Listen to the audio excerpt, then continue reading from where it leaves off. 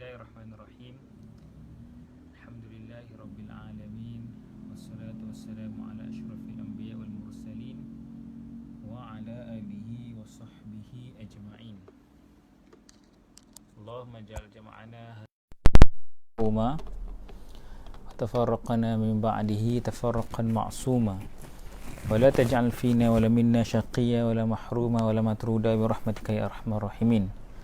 Assalamualaikum warahmatullahi wabarakatuh kepada semua sidang penonton, sidang hadirin yang hadir bersama kelas talaqi kita pada malam ini. InsyaAllah pada malam ini kita akan meneruskan lagi pengajian kita berkaitan dengan Aqidah At-Tahawiyah yang sudah masuk minggu ke-11. Alhamdulillah.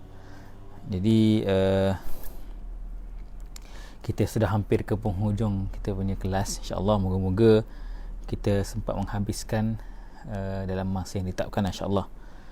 Jadi tuan-tuan yang ada pada malam ini boleh sama-sama share dan kongsikan kepada rakan-rakan di Facebook dan apa-apa medium yang lain. Saya pun nak share kejap ni. Alhamdulillah. Kita minggu lepas telah mempelajari sedikit berkenaan dengan perkara-perkara yang penting tentang iman, tentang kesudahan orang melakukan dosa besar. Dan yang antara yang paling hangat yang kita bincangkan minggu lepas adalah tentang pemimpin yang zalim. Apakah pendirian daripada sudut akidah tentang pemimpin yang zalim. Jadi insyaAllah minggu ni kita akan sambung sedikit bincangan tersebut, dan kita akan masuki beberapa lagi perkara-perkara ghaibiyat yang lain, insyaAllah. Okey, sekejap yang kita share.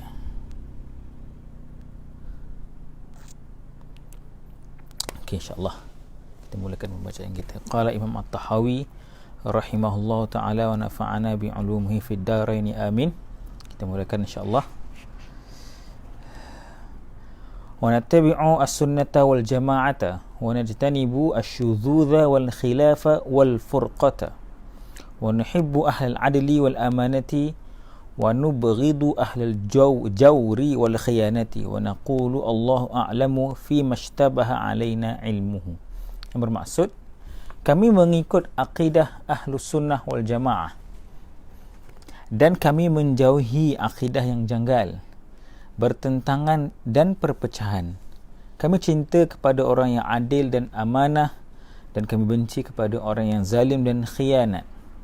Kami berkata bahawa Allah amat mengetahui tentang perkara yang samar-samar, yakni syubhah yang ada pada ilmu kami. Okey, tuan-tuan dan puan-puan sekalian, ayat ini atau mantan ini dia sedang membicarakan atau sebagai kesinambungan kepada apa yang telah kita bincangkan pada minggu lepas, iaitu tentang pemimpin yang zalim, di mana kita bincangkan, kita buat kesimpulan secara umum bahawa menjatuhkan pemimpin yang zalim ini ada beberapa syarat-syaratnya, ada beberapa disiplin-disiplinnya. Dia bukan sekadar jika dia zalim maka kita diberikan syar'iyah, kita diberikan legitimasi untuk menjatuhkannya secara mutlak, tidak.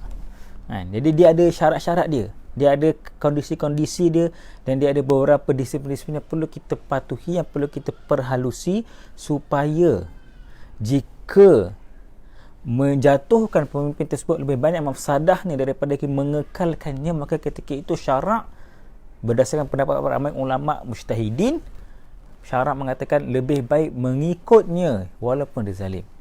Jadi itu yang kita faham daripada pembincangan minggu lepas. Okey, yang kalau kita nak bincangkan lebih ini, saya rasa dah banyak sangat perbincangan-perbincangan yang dilakukan oleh para ilmuwan kita tentang perkara inilah.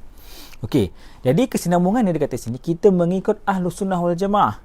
Yang mana akidah Ahlus Sunnah ini mengatakan bahawa jika pemimpin itu zalim, walaupun dia zalim, jika kita terpaksa menerima atas dasar maslahah yang lebih penting atau mafsadah yang lebih kurang berbanding mafsadah jika kita jatuhkan pemimpin tersebut, maka Ahlus Sunnah kata tidak apa mengikut dia, tidak apa mengikut pemimpin tersebut, mengelakkan fitnah yang lebih besar. Jadi jika kita mengambil pendapat selain Ahlus Sunnah wal Jamaah, Khawarij misalnya, Buah dan sebagainya ni, dia boleh membawa kepada perpecahan, boleh membawa kepada fitnah. Sebab tu dia kata kat sini, kita menjauhi syuzuz, perkara yang ganjil, khilaf dan furqah, perpecahan dan juga khilaf yang berpanjangan. Sebab perpecahan ni tuan-tuan dan puan-puan sekalian perkara yang sangat ditolak dari Islam lah. Bahkan ada satu cerita-cerita yang dibacakan dalam kisah-kisah Imam Al-Banna kan. Imam Hasan Al-Banna di Mesir, bahawa ketika itu berlaku khilaf antara ahlul ikhwan muslimin kan, di mana nak solat 8 rakaat ke 20 rakaat kan. 8 ke 20 ni khilaf yang biasanya akan timbul lah nanti di bulan Ramadan nanti kan. Cuma sekarang ni mungkinlah kita ni adalah keadaan SOP kan, jadi kita akan lebih senang mengikut SOP yang diberitahu oleh MKN dan kerajaan lah. Okey, ataupun Jabatan Agama negeri masing-masing kan. Jadi bila berlaku khilaf antara ikhwan 8 ke 20, maka dia katakan bahawa Imam Al-Banna suruh semua balik. Kenapa? Kerana solat tarawih ini merupakan perkara sunat, tetapi menjaga kesatuan, menjaga keharmonian antara saf muslimin merupakan kewajipan.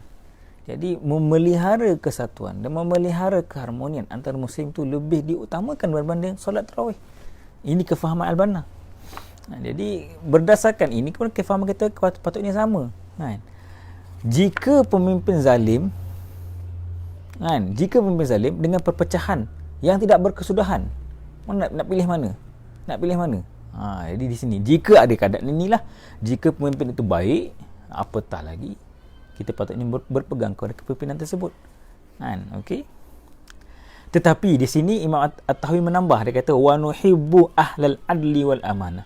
Tapi walau macam mana pun, kita kena cakap yang kita ni memang suka, kita ni cinta kepada orang yang adil dan amanah. Ini adalah ciri-ciri kepimpinan yang betul. Dan ciri-ciri imam, ciri-ciri pemimpin mesti adil dan amanah. Kita suka. Fitrah manusia sukakan keadilan dan keadilan dan kebaikan. Ini fitrah manusia. Dan kita membenci kezaliman dan pengkhianatan. Orang yang diberikan amanah memimpin, orang yang diberikan mandat untuk memimpin tetapi dia mengkhianati kepimpinan tersebut, maka kita secara tabiatnya, secara fitrahnya kita akan membenci. Kita akan ikut tapi dalam keadaan benci. Raja adil, raja disembah; raja zalim, raja disanggah. Ini dalam pepatah Melayu. Dan kemudian dia kata Allahu a'lam fi mashtabaha alaina ilmuhu. Dan kita berkata bahawa Allah mengetahui apa yang kesamaran dan ada pada ilmu kami. Okey. Ini penutuplah bahawa mungkin ada orang dia ikut, dia bukan dekat sini secara kesinambungan dia, mungkin ada yang mengikut kepimpinan zalim tu, dia tahu dia ikut dalam keadaan dia membenci, bukanlah dia redha akan kezaliman yang berlaku itu. Cuma disebabkan dia merasakan bahawa jika adanya perpecahan, jika adanya fitnah yang berlaku, jika memberontak, maka dia kata lebih baik kita berdiam diri ataupun kita bersabar. Jadi di sini di kemungkinan dimaksudkan fi mastabah, apa yang tidak diketahui oleh ilmu kami itu. Kenapa mungkin beberapa imam-imam di zaman-zaman dahulu yang walaupun mereka berhadapan dengan kepimpinan zalim, mereka tidak mengangkat pedang ataupun mereka tidak berperang untuk memberontak daripada kepimpinan yang ada. Apatah lagi ketika itu kepimpinan itu atas nama Islam. Okey. Dan kalau kita nak ambil ini secara umum pun kan, bahawa Allah itu mengetahui apa yang fi mashtabaha alaina ilmuhu kan. Dan tuan-tuan, ini satu walaupun sedikit tapi perbahasan berkaitan dengan epistemologi ataupun falsafah ilmu kita, teori tentang ilmu kita, ilmu pengetahuan di mana ilmu manusia dia mesti akan ada syubhah, dia mesti akan ada sedikit keraguan. Dia tidak akan dapat kesimpulan yang paling muktamad kan. Kita sentiasa akan berjumpa dengan keraguan, dan jika kita jumpa yang muktamad pun, mungkin ada lagi di sebalik itu ada lagi pengetahuan yang kita tak tahu tentang perkara yang sama. Kita mungkin dapat tahu yang sama mana ilmu kita sampai, tapi mungkin di situ wa faqa kulli dhi ilmin alim, ada benda-benda yang mungkin kita tak tahu, yang orang lain tahu. Tetapi Allah SWT kata Allah lebih mengetahui tentang apa yang kita tak tahu, ataupun kita samar-samar pengetahuan kita tentang dia. Jadi di sini menggambarkan bahawa kesempurnaan pengetahuan, kesempurnaan ilmu itu hanya ada pada Allah SWT, bukan pada kita.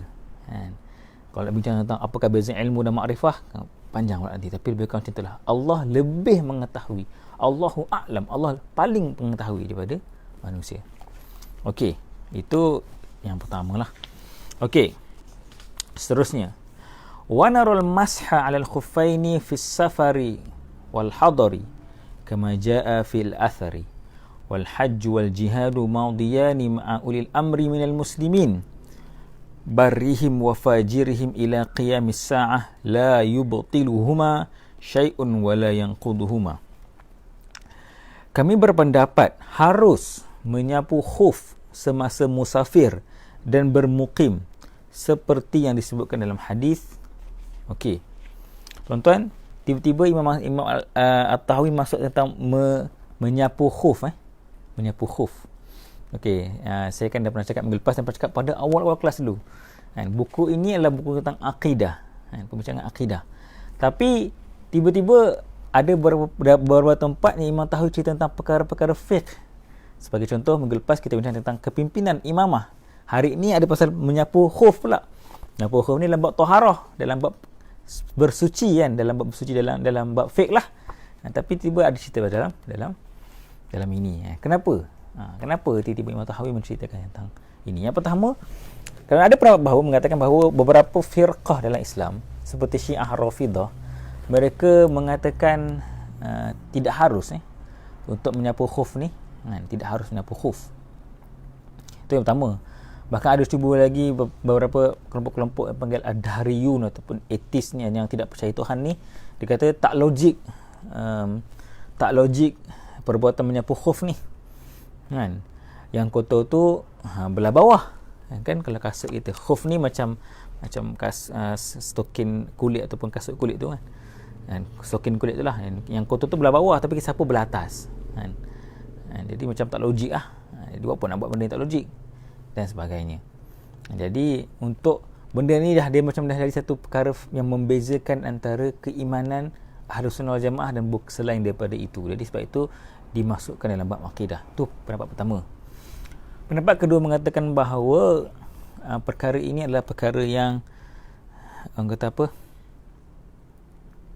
dah menjadi khilaf yang membawa kepada perbincangan agama kan. Patutnya benda ni fake, tapi bila dah sampai ke arah itu, maka dikatakan bahawa perlu untuk diceritakan dalam ini seolah-olahnya begitu. Macam imamah tadi lah, benda tu asalnya dalam kepimpinan dia asalnya dalam fiqh, tapi sebabkan Syiah bincangkan dalam kitab akidah, Khawarij bincangkan dalam akidah, maka ketika itu perlu untuk diulas isu ini walaupun dalam fiqh, dalam buku akidah, sebab perkara ini perlu difahami daripada kerangka akidah.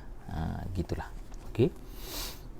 Dan haji dan jihad adalah dua fardu yang terus menerus hingga hari kiamat bersama pemerintah yang di kalangan muslimin, sama ada mereka baik ataupun jahat. Di sini kita fahami bahawa Imam At-Tahawi mengatakan bahawa ibadah jihad dan haji ini dia akan kekal kefarduan dia. Sebab ketika zaman ni dan mungkin zaman sekarang pun, bila adanya pemimpin-pemimpin yang zalim, ada pemimpin-pemimpin yang tidak mengikut syariat Islam secara sepenuhnya, adakah wajib kita berjihad bersama dengan dia? Adakah wajib kita pergi haji sama dengan dia? Seolah macam kita meredai kepimpinan kezaliman dia tu kan. Jadi adakah seolah-olah adakah jatuh fardu jihad dan haji bersama dengan pemimpin yang zalim ini? Jadi di sini Imam Tahawi kata tidak. Kefarduan tu akan pernah kefarduan tu dapat dulu dan sampai ke hujung hari kiamat nanti kekal kefarduan dia. Jika jihad yang diminta oleh pemerintah zalim tu bertepatan dengan makna jihad yang sebenar, maka kita perlu pergi sebagai seorang muslim. Apatah lagi jika pemimpin itu membawa satu daulah Islamiah. Cuma kalau jihad yang dibawa tu jihad yang mungkin menentang semua orang muslim dan sebagainya, maka ketika itu bolehlah kita pertikaikan betulkah itu jihad. Tetapi jika tidak ada khilaf pada jihad yang dibawa itu, cuma mungkin batang tubuh yang menyuruh itu pemimpin itu zalim, kewajipan jihad dan haji ketika itu tidak jatuh. Ini yang dikatakan oleh Imam At-Tahawi. Jangan kerana pemimpin yang zalim, batang tubuh ni zalim itu, kefarduan ditukar. Itu yang dimaksudkan di sini. Kefarduan itu tetap berlaku sehinggalah hari kiamat. Tak kisahlah pemimpin itu baik ke buruk ke, fardu itu tidak boleh bertukar kerana adanya pemimpin yang zalim. Kefarduan itu kekal. Okey, itu yang dimaksudkan di sini. Sehinggalah qiyamis sa'ah, sehinggalah hari kiamat. Tidak ada sesuatu pun yang dapat membatalkannya atau memansuhkannya. Jika Allah dah tetapkan, maka tidak ada mansuh di situ. Zalim ke tidak zalim ke pemimpin itu, baik ke buruk ke, kefarduan itu tetap ada, perlu dilakukan jika ada seruan yang betul-betul betul-betul valid lah. Kalau mungkin dibuat jihad, tapi jihad tu macam ini scam jihad ni, bukan jihad pun, ini merapu je, itu kita boleh persoalkan lah. Okey, seterusnya, wa nu'minu bil kiramil katibin. Okey, ini dia dah kembali bincang tentang perkara ghaib dah habis tadi bincang tentang kepimpinan, pasal fake sikit pasal masal khufain dan sebagainya, masuk semula pasal perbincangan tentang ghaib.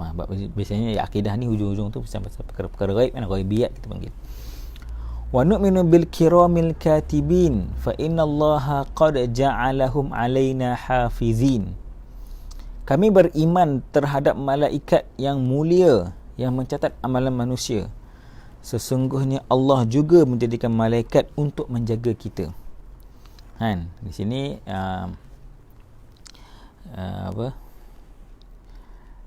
menceritakan Ibn Taymiyah menceritakan tentang peranan-peranan malaikat dalam kehidupan kita lah. Ada malaikat yang ditugaskan untuk mencatat amalan manusia, kiraman katibin. Kiraman katibin, mereka ini yang mencatat amalan kita, daripada sekecil-kecil amalan sehinggalah sebesar-besar amalan.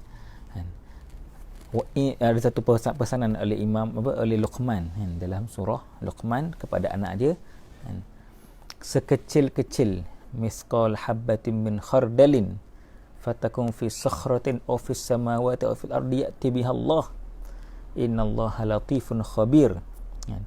Jika ada perbuatan yang sebesar biji sawi, saya tak pasti biji sawi ni besar mana kan, saya pun Google lah apa tu biji sawi.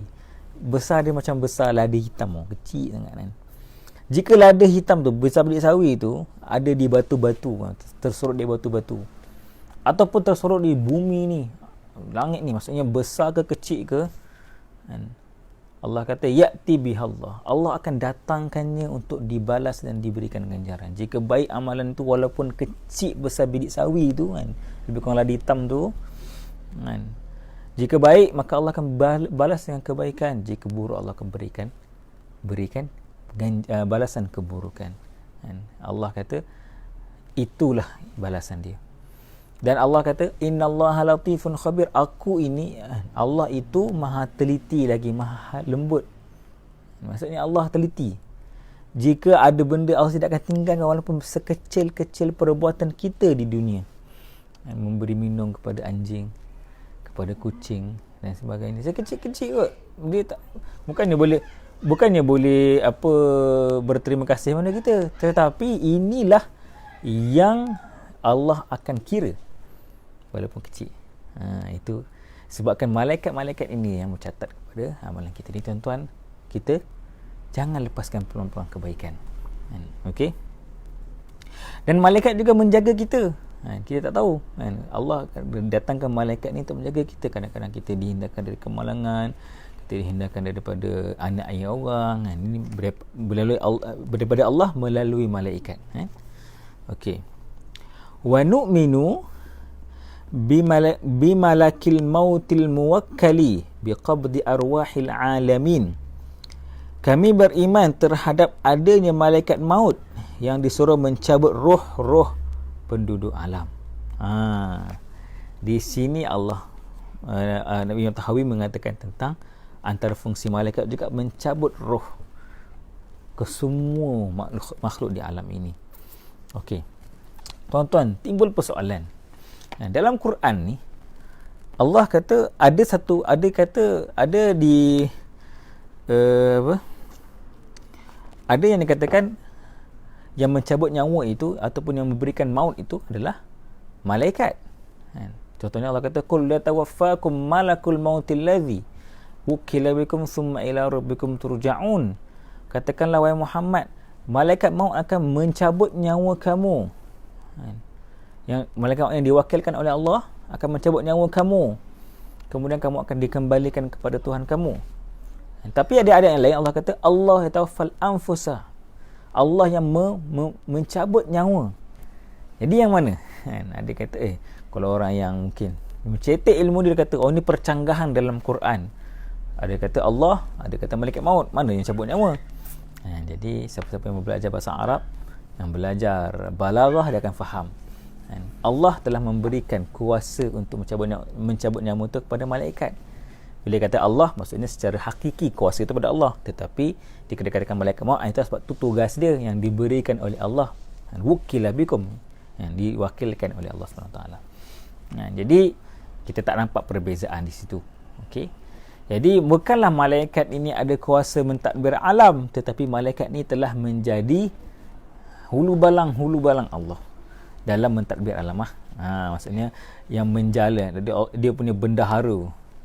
Allah, kalau kita nak bayangkan Allah ni punya kerajaan kan, kita nak bayangkan secara persamaan dia jika kita boleh umpamakan ada bendahara, adanya temenggung, ada laksamana. Inilah yang menjalankan tugas-tugas Allah di muka bumi ini.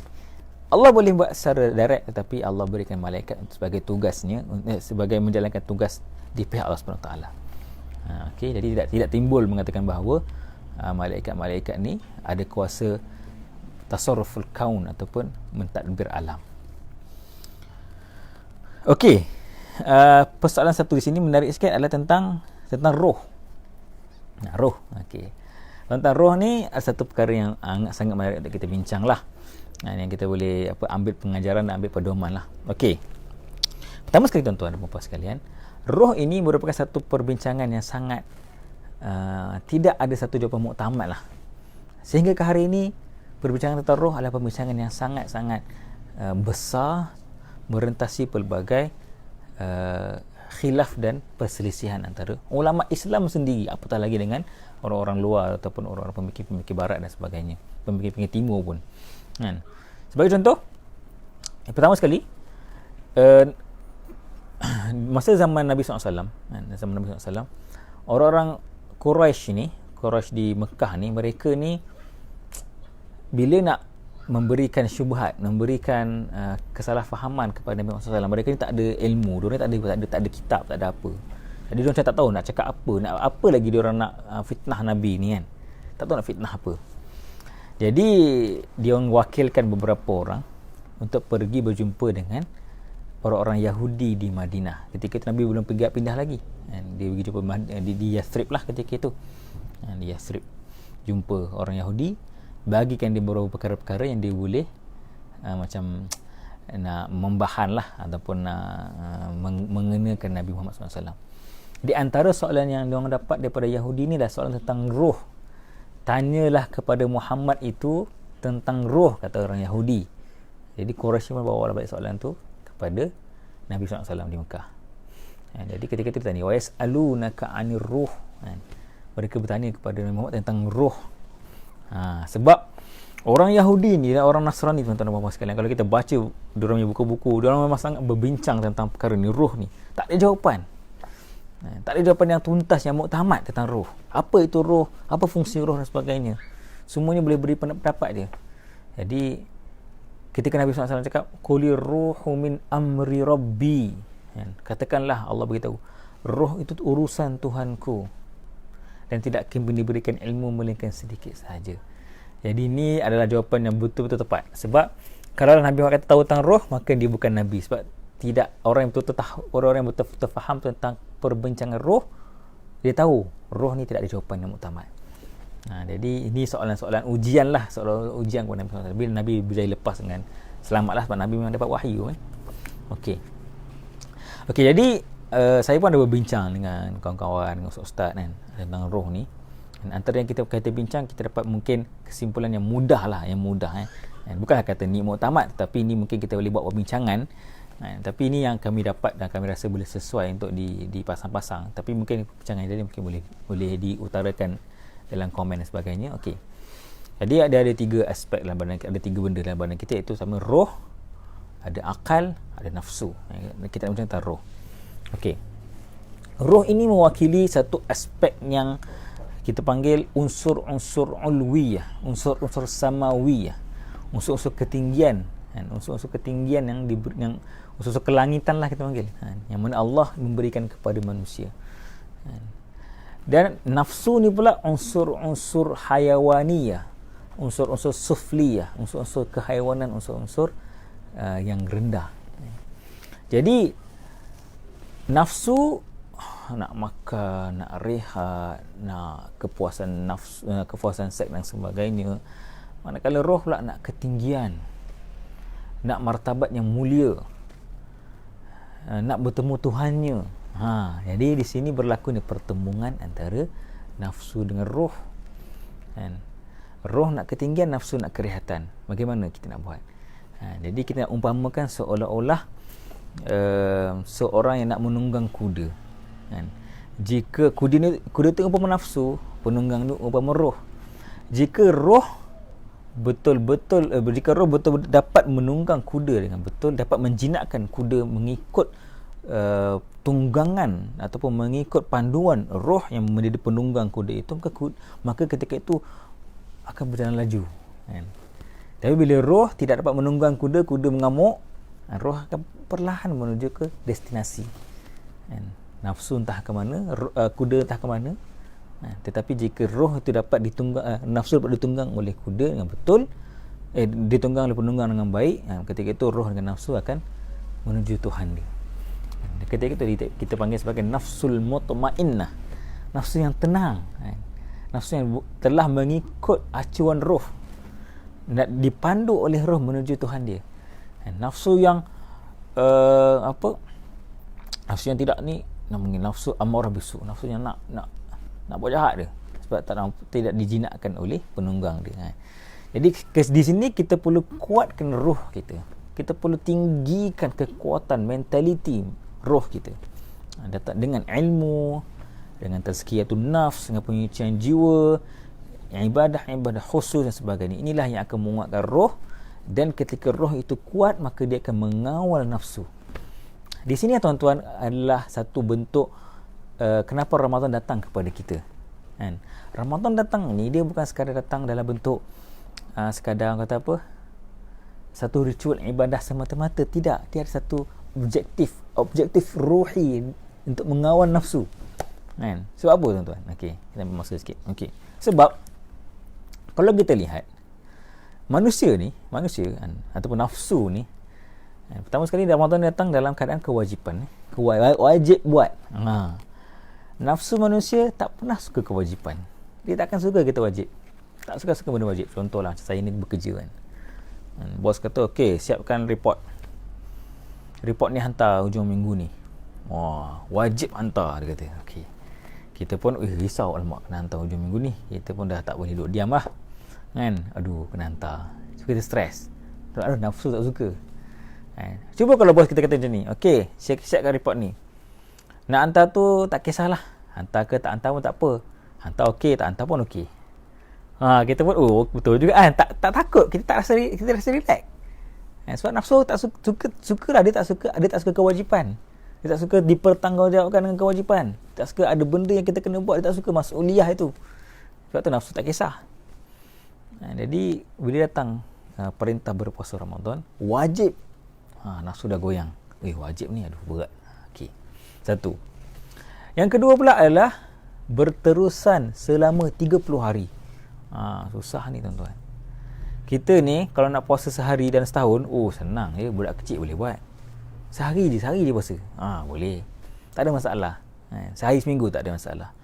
Tetapi 30 hari berturut-turut sebulan wajib berpuasa. Goyang tuan-tuan. Risau. Nak buat apa, kena ajak jadual dan sebagainya. Nafsu tak suka benda yang konsisten. Dia semua benda, tuan-tuan, semua benda. Contohnya kita macam kalau contohnya mungkin sesiapa yang ada aktiviti fizikal kan, mungkin nak berenang ke, jogging ke, basikal ke, buat sekali seminggu, sekali sebulan, okey lah, tak ada masalah. Tapi nak buat setiap hari, seminggu 3-4 kali, susah kan? Memulakan mujahadah yang lebih. Sebab nafsu tabiatnya tidak suka benda yang konsisten kan? Jadi itu yang kedua. Okey. Jadi sebab itu Ramadan ni datang dalam bentuk mentarbiah nafsu, mendidik nafsu supaya menjadi nafsu yang mutmainnah, yang boleh mengikut, dipandu oleh roh dalam hidup. Okey. Kita sebut sedikit, kita bincang tentang roh. Okey, kita teruskan lagi. Wa bi'adzabil qabri liman kana lahu ahlan wa su'ali munkirin wa nakirin fi qabrihi an rabbihi wa dinihi wa nabiyhi ala ma ja'at bihi al-akhbaru an Rasulillah sallallahu alaihi wasallam wa 'an as-sahabati ridwanullahi 'alaihim wal qabru rawdatun min riyadil jannah aw hufratun min hufratin niran. Okey. Ini pun rasa tak banyak perbincangan yang dikhilafkanlah kepada tentang kita kan. Tentang azab kubur dan siksaannya. Kami beriman ada siksa kubur bagi orang yang telah ditentukan Allah Taala. Dan jika orang tu perlu melalui siksa kubur, maka adalah, kita tak ada khilaf di sini. Serta beriman adanya soalan mungkar dan nakir di dalam kubur mengenai Tuhan. Agama dan Nabi berdasarkan hadis yang datang daripada Rasulullah SAW dan juga para sahabat Nabi. Okey, kita beriman dalam perkara-perkara ini. Perkara gaib ni kita beriman melalui khabar. Kami juga beriman bahawa kubur itu sama ada sebagai taman syurga ataupun salah satu lubang-lubang neraka. Tuan-tuan, ini adalah satu bentuk peringatan kepada kita. Kubur kita merupakan mukaddimah kepada apakah yang menanti kita di hari akhirat nanti. Adakah kubur kita itu sebahagian daripada taman-taman syurga ataupun sebahagian daripada lubang-lubang neraka? Maka sama-samalah kita pastikan amalan kita mampu menjadikan syurga ataupun kubur kita itu sebagai daripada taman-taman syurga. Okey, saya sambung sikit lagi. Wa nu'minu bil ba'thi wa jazaa'il a'mali yawmal qiyamati wal ardi wal hisabi wa qira'atil kitabi was thawabi wal iqabi was sirati wal mizan. Ini pun sama juga perbincangan tentang ghaib, perkara-perkara yang di akhir-akhir nanti, apakah peristiwa-peristiwa yang akan berlaku. Kami juga yakin dengan hari kebangkitan semula, pembalasan, pembentangan catatan amalan, perhitungan amalan, membaca catatan amalan, pahala, seksa dan titian sirat serta timbangan neraca amalan. Ini sebagai satu bukti lah kepada berlakunya hari kiamat.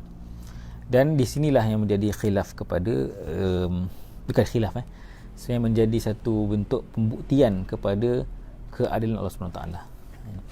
Di dunia ni mungkin jika kita ada lawyer, peguam yang petah berbicara, jika bukti itu tak cukup orang kata apa, tak cukup clear nak menjadikan kita bersalah, maka kita boleh lepas daripada mahkamah dunia.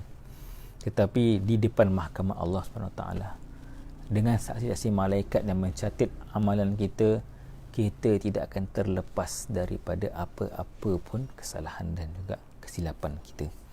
Dan mahkamah Allah akan menilai semua perbuatan kita. Jadi dengan ini, jikalah ada mungkin, ni kan dengan isu SOP SOP untuk oleh orang-orang kenamaan tidak ada masalah, tetapi SOP untuk orang-orang bawahan kena denda dan sebagainya. Mungkin ni mahkamah dunia, tuan-tuan dan puan-puan sekalian, tetapi mahkamah Allah, timbangan Allah, balasan Allah akan tetap ada.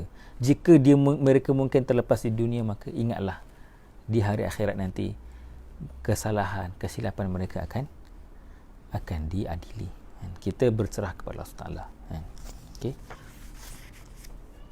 Okey, dan terakhir sebelum kita akhiri, wal jannatu wan naru makhluqatan la tafnayani abadan wa la tabidan.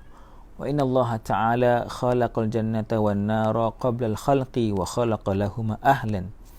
Faman syaa'a minhum ila jannati fadlan minhu wa man syaa'a minhum ila an-nari 'adlan minhu.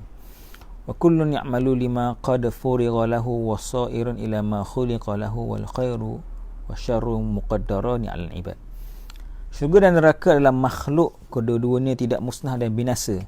Sesungguhnya Allah menjadikan syurga dan neraka sebelum mereka menjadikan makhluk yang lain. Allah menyediakan penduduk bagi kedua-duanya. Sesiapa yang dia kehendaki menjadi penghuni syurga, maka itu adalah kemuliaannya, dan sesiapa yang dia kehendakinya menghuni neraka, maka itu adalah dengan keadilannya. Okey.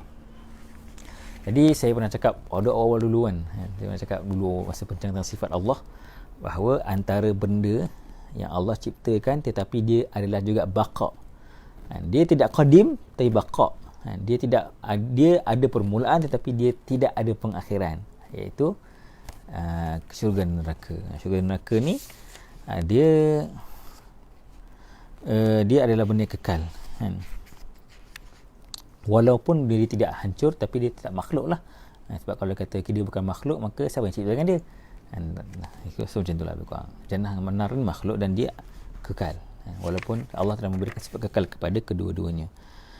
Kemudian Imam Tahawi kata, jika seseorang itu dimasukkan ke syurga kerana rahmat Allah Taala, kerana rahmat Allah Taala, fadluhu, kurniaan Allah Subhanahu Taala, di mana kita masuk syurga bukan dengan amalan kita, tapi dengan kurniaan Allah Subhanahu Taala. Dan seseorang itu masuk ke neraka bukan kerana Allah itu jahat dan sebagainya, bukan. Allah itu adil. Dan kita dah bincang dulu ni bahawa jika kita terima Allah sebagai Allah itu Maha Penyayang sebagainya, sepatutnya logik tak ada neraka lah. Kenapa Allah kena azab orang? Kenapa Allah kena azab orang? Masuk syurga lah. Tetapi tidak boleh seperti itu. Kita menerima Allah ni adil. Yang mana keadilan Allah terbukti jika Allah menyamakan penyudahan orang-orang yang bangun qiyam pada waktu pagi, orang yang betul-betul berinfak di Allah Taala, baca Quran sehari 1 juzuk sebagainya, takkanlah sama pengakhirannya dengan orang yang mabuk, melanggar mabuk, berjudi dan sebagainya. Jadi neraka itu adalah bukti Allah itu adil. Jika orang itu perlu dimasukkan ke neraka, maka dimasukkan ke neraka sebagai keadilannya. Jadi kita nak terima sifat Allah, kita kena terima semua sifat-sifat tersebut. Adil dan juga Maha Pemberi kurnia. Tidak boleh kita terima salah satu sahaja. Itu menggambarkan kelemahan Allah SWT. Jadi itu insya-Allah untuk malam ini. Jadi kalau tidak ada soalan, mungkin kita boleh akhiri insya-Allah.